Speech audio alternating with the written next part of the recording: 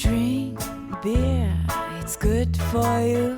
I'm empty-handed and I'm feeling blue, and I'm gonna drink till the day that I die.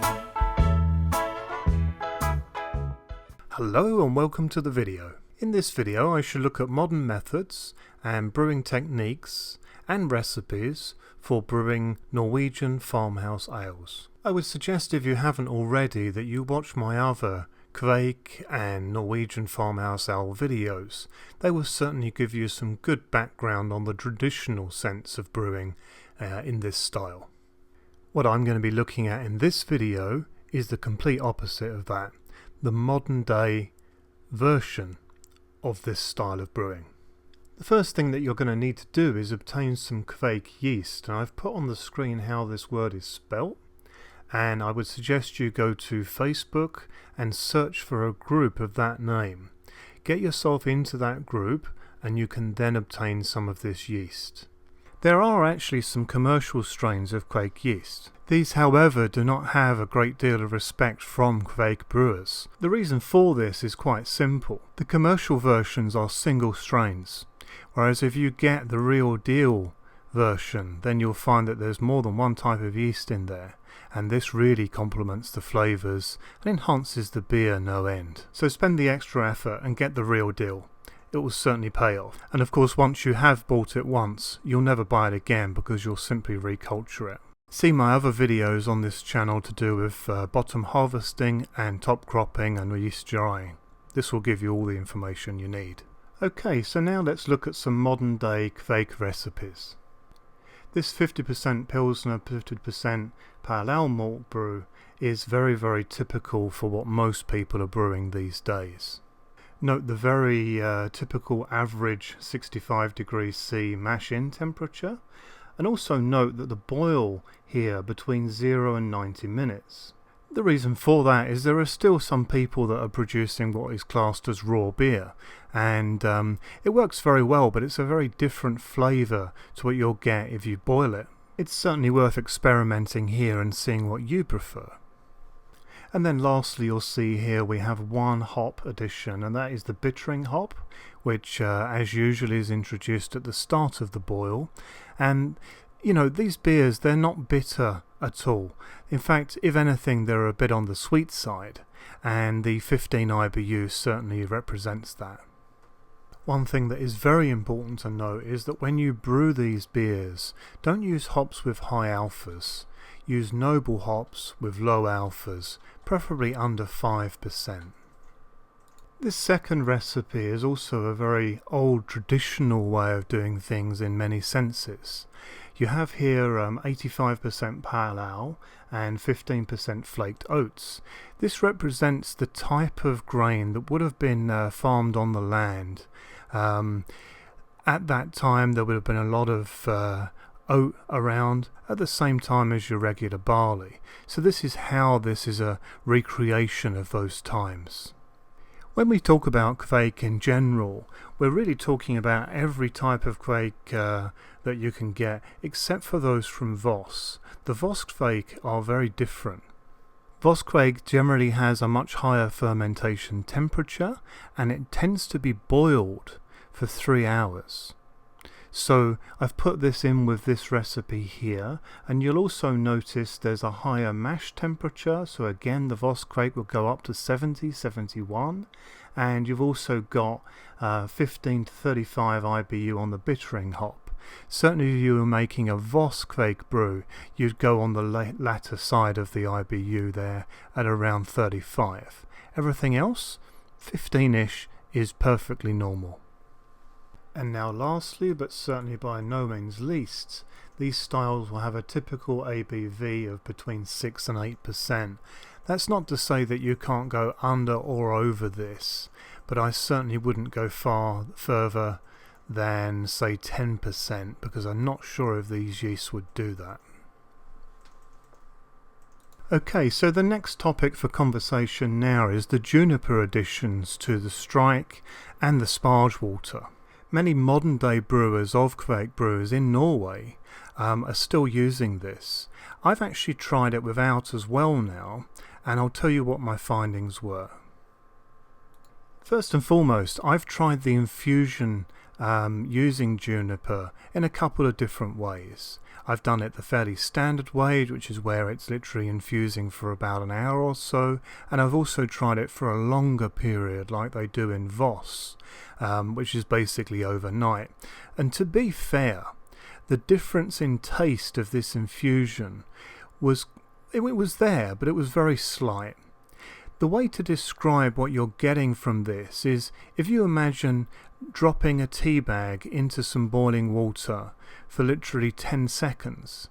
That's the sort of flavour that these branches will give you. So really, not much at all.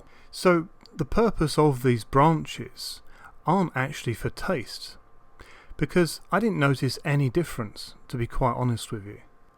As I see it, their purpose was twofold. Firstly, what they do is they reduce the pH of your water, but of course we can use other things for that. The other thing they did was they provided a filter for the grain during the mash process. We don't need that. So if you're doing a modern day brew of Kveik, I'm probably going to be very unpopular with some people for saying this, but in my opinion, you don't need the juniper branches. One old traditional technique that I really like is where you actually create a starter using the mashed wort. To prepare for this, what you should do is create a bucket with some water in it that you have heated to the fermentation temperature of the yeast. You then have a glass jar inside this, and that will naturally keep the yeast at the right temperature. So once you've mashed out at 75, what you do is you put this wort into the container, and you then add it to a further bucket with cold water added, and you bring it down to the temperature that you need it to be for your Kveik. Make sure you fill the water all the way up to the line of wort in your jar, and I tend to find that leaving it 5 minutes is enough to bring it down in temperature. Naturally, this jar would have been sterilized. I tend to boil them for about 10 minutes and then I add some star sand just to be on the safe side. After that, you give it a really good shake, as you can see, and then it's put into your pail of water to temperature, and this is then left until it starts to see signs of fermentation. I have now successfully brewed and used Kveik in quite a few beers now, and I found that this fermentation side, by the time you've done your 1 hour boil, this is what it's going to look like. So you're now ready to pitch. It is of course very traditional to let out a war cry as you pitch this Kveik. As a modern day brewer, you can make that choice. In terms of fermentation temperature and time, most Kveik is actually fermented at a temperature of between 30 degrees C and 32 degrees C.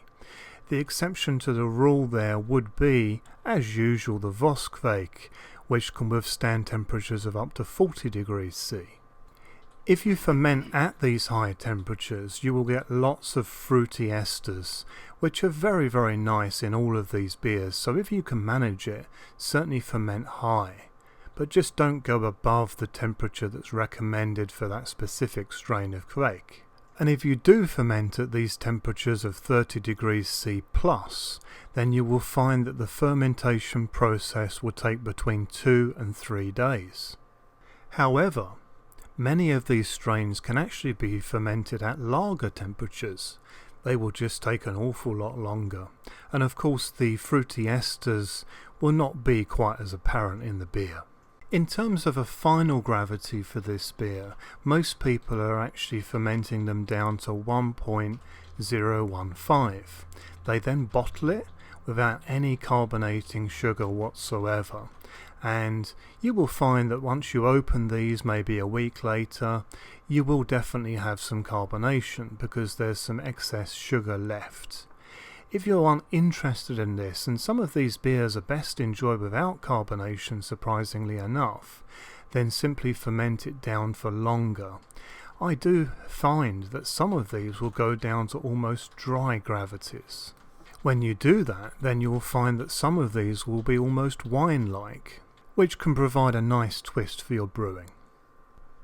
In terms of kegging these, I haven't done this yet, but the sort of carbonation levels that you're looking at is very British, so something like 1 CO2 volume will be definitely to style. Through my experimentations, taste-wise, I find that if you leave this for a week after bottling, then it's really a fantastic style of beer. You will find though that if you leave it another week or two after that, then most of them will have improved further. The differences being is that some of them will lose some of their fruity flavours, and some of them will actually retain them and will appear cleaner in taste. So there is a bit of variation there. So I'd recommend whichever varieties you have, you get to know them, and then you can have them serve you best in the future. It's certainly fair to say that some of these do degrade faster than others. It's often said by Kveik brewers in Norway here that most of these beers, they should be drunk within 3 to 6 months maximum. I certainly haven't brewed one yet though that this is going to be an issue for. If anything, they seem to go very, very quickly. So I do hope you've all enjoyed this modern Norwegian farmhouse ale brewing insight video. I've tried to provide as much information as I possibly can, but as usual, if you have any questions, don't hesitate to ask. So if you did like this video, then please do go ahead and like it on YouTube. This really helps me out and allows the videos to be seen by a wider audience on YouTube. I've got a lot of videos in the pipeline for the future, so if you're interested in seeing what I've got coming up, then please subscribe for future content.